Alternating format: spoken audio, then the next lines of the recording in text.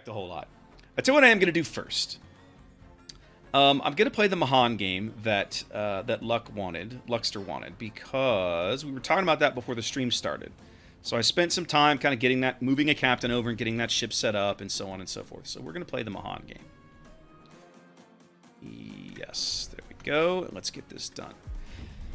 Now, Ducky, it was either Duck Boy or Ducky Shot, and I can never remember which one of them. One of those two guys was super high. I think it was Ducky Shot, super high on Mahan for a long time. Because Mahan, when I played through the line initially, 4.5 years ago, Mahan was terrible. Like, compared to her compatriot at Tier 7 at the time was, I believe, Shiratsuyu. And Hatsuharu. Maybe? Hatsuharu. Hatsu wasn't anything to write home about either, but Mahan was just terrible because her detection was like over 7. It was awful. They've improved her detection. Her detection is still high 6s, like 6.7, but her gun reload has been radically improved. She has long-range torpedoes now. She gets 9.2-kilometer torpedoes, and she has that extra rack of torpedoes that Benson doesn't have. So this ship has some things going for her, especially in a game like this where she's top tier. Why couldn't I get matchmaking like this in my Helena game? Jeez. Now, I have defensive fire, but no carrier in this game. That's fine. I'd rather have it and not need it than vice versa. What are my destroyers? Udachi, Farragut, and Visby. None of these things frighten me over much. The battleships, not so much. The cruisers, Omahas are irritating to fight against. The Trento can wreck me if I give him the opportunity. The York is just a really solid little ship. And yes, as you can see, I have RPF on this captain. You took the Tier 9 hit for me, Striker? How so? I apologize, I wasn't really paying attention to what was going on at A. I just know that you guys had like 5 ships down there. Oh, you took the Tier 9 hit in the sense of you got up-tiered in this round. I see what you mean. Yeah, I figured it out. Apologies. Sometimes I'm not the sharpest tool in the shed. You know what my problem tonight is, guys? Because of King of the Sea, I changed my audio. I need Duke back. I need my XO back. There we go. Good game. Need my XO back. Alright. That's going to solve my problems. I got it now.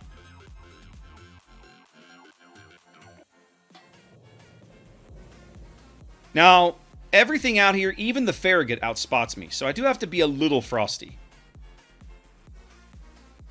But with a light cruiser and a Zara behind me, I feel okay edging into the bottom of this cap and seeing what happens. My torpedoes are about to be up. RPF tells me there's something in this general direction. So we're going to do one of those and one of those. Just to go fishing. And then we're going to slow down right here. Start reversing a bit.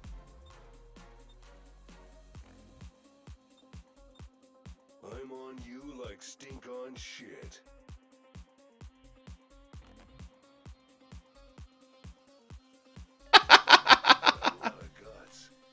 Lost Juice, that is incorrect. Anybody who tells you that DFAA is worthless is a carrier player. They're a liar. Ignore them.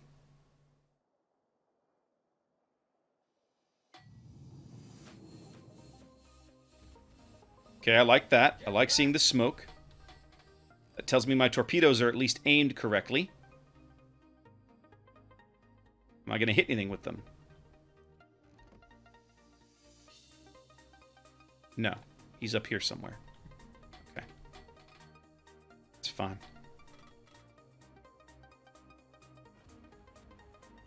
I disagree, SAT, but that's fine.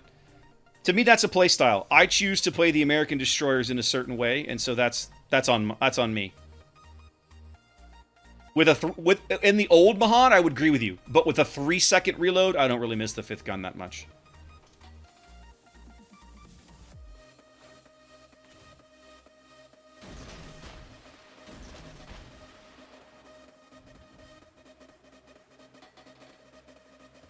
I understand why people would want that, right? Like, I get it. All right, so it's not the Visby, it's the Udachi in front of me. Because the Farragut and the Visby are both at A.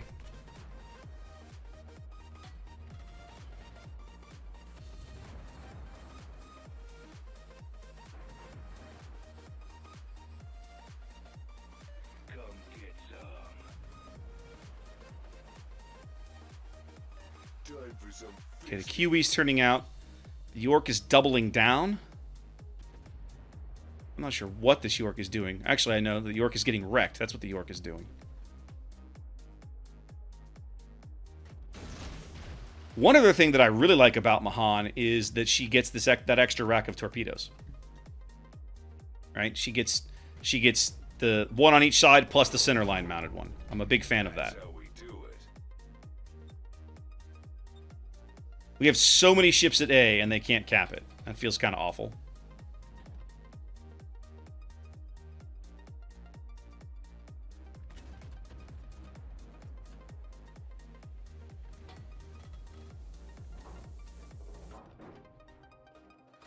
Okay, the Udachi's in the cap with me now. Let's go find him. Oh, hi, there he is. What's up, my dude?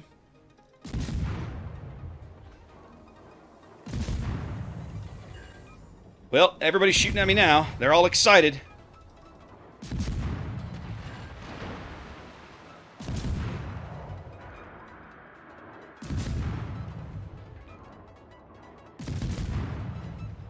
Not aiming quite high enough. There we go. That's a better gig. But with the Dallas here, I should be in good shape. And now none of those guys have shots on me because islands. Udachi's the only one who can shoot back at me right now.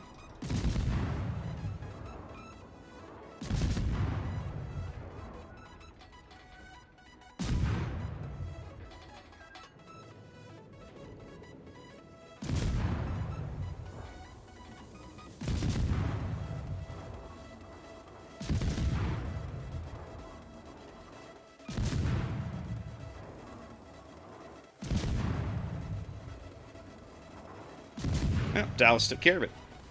I'm not going to complain about that. What's up, Linnaeus? How you doing? Alright, let's get up here and get some spotting done. That's what we're here for, after all. We're a destroyer. It's my job. Let's make it happen. Let's do my job. Alright, Piotr's turning around. QE is doing something. Don't know why he would keep heading south, but that's what he's doing for the moment. There's the Sharn. Sharn is also turning around.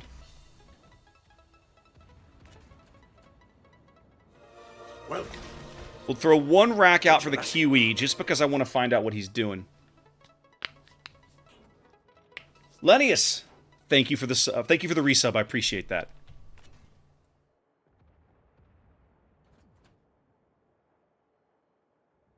Piotr's running.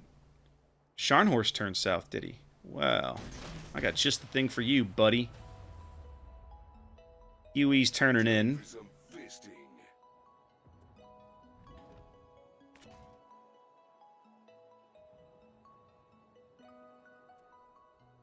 So here's the reasoning. Lost. Nothing you do will prevent the CV from striking you once. Period. Like if he wants to get in, if he wants to strike you, he's going to strike you, and that's pretty much all there is you can do about it. However, then at that point, then AA defense becomes about preventing the follow-up attack, right? Is he flooding? No, he put it out. To that end, then, DFAA costs him planes that he does not want to be losing. For example, he gets a strike off. Yay. Maybe you live, maybe you die, maybe you take some damage, maybe you don't. Whatever happens, the goal is to prevent him from coming back again and again and again. DFAA helps you with that. You shred his planes faster. I'm going to miss that salvo, too. That's irritating.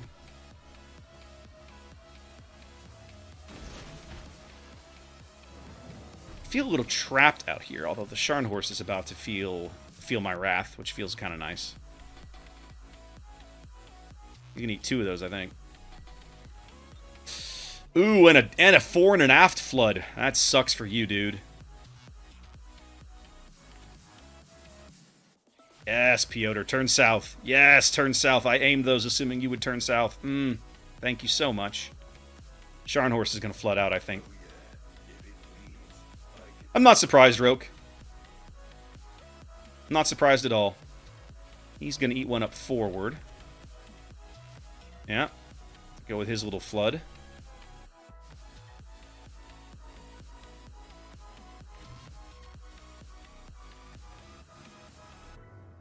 put the flood out?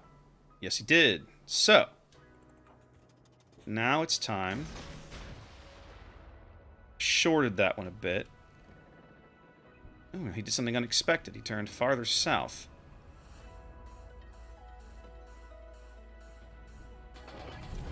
Well, you know what we're going to do? I'm going to convince him to turn back north. Especially since he's just now entering... He's just now entering my detection. Let's convince him to turn the other way. Now, he's going to turn right into my torpedoes, which he's really going to hate, by the way. 2. 2. Plus the floods to go with him. He's dead. Goodbye, sir. Another day, another disembowelment. Ahoy, Mongol! How you doing?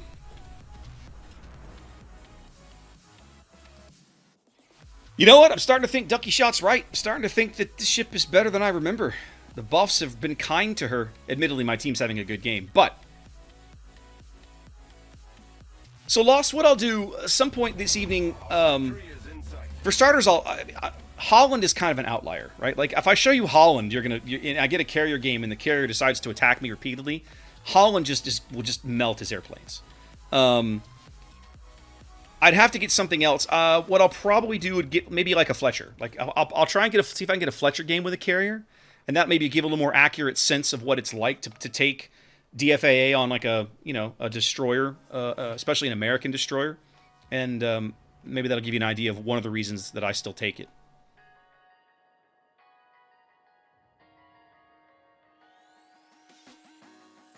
A lot of people have it in their brain, incorrectly, that every carrier on the board, every carrier player in the game is a Unicum.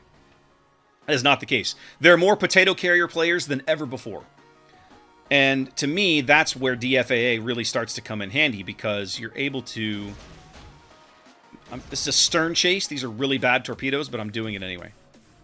Oh, he's going to spot me in a minute. Slow down, slow down, slow down, slow down, slow down.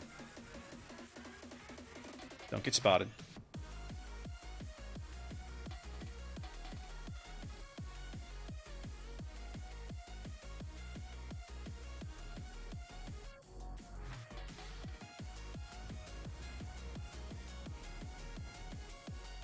Oh, good. Time extension.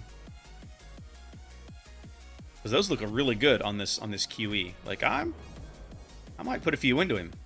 That would actually feel really good.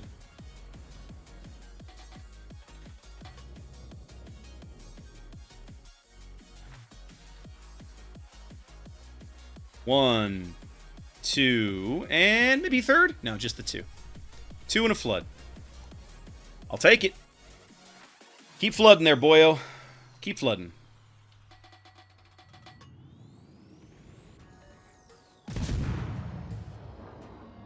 Let's chime in with the guns now. Oh, never mind. He's dead. Game. There you go. Mahan. But my point, Striker, is that, like, there's a lot of carrier players out there that don't invest the time to really learn carriers, learn what you can strike, learn what you can't strike. Learn how the reticles differences work. There's a lot of destroyer players out there that never learn how the reticle differences work. How to deal with a carrier, right? In the sense of, oh, this guy I want to take his rocket strike bow on. This guy I want to take his rocket strike on the broadside.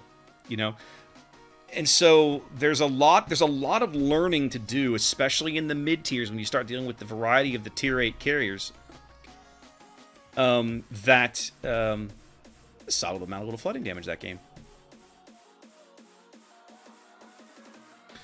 So yeah, there's a lot of knowledge to accrue before you really understand kind of what's going on. Even I don't yet, right? I'm still learning. That's why I'm playing all these tier 8 carriers. That's why I've been doing videos on them, to try and help post for me, right? And also for other people who want to take the time to learn. I'm not a good carrier player, not by a long shot. I'm maybe average, I feel like. I'm getting better, but I got a long way to go.